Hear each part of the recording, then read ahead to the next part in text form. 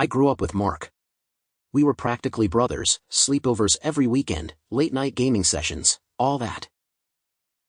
We stayed close even after high school.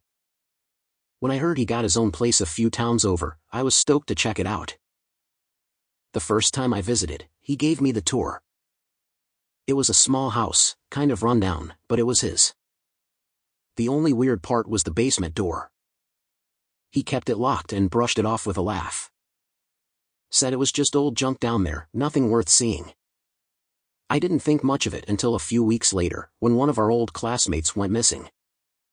Then another. Both times, I called Mark to talk about it, but he sounded off, distracted, like he was holding something back. One night, I stopped by unannounced with some beers. His car was out front, but he didn't answer the door.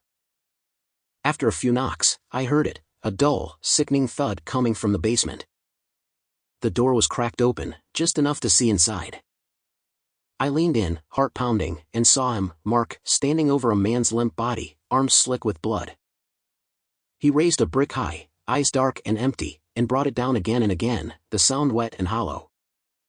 I stumbled back, nearly dropping the beers, and bolted to my car, hands shaking too hard to get the key in. I called the cops from down the street, voice cracking, trying to explain what I saw. When they pulled up, lights flashing, I stayed in my car, watching from a distance. Mark walked out the front door, clothes soaked red, the brick still in his hand. The cops shouted at him to stop, guns drawn, but he didn't even hesitate. He charged at them, eyes wild and unblinking, and they opened fire.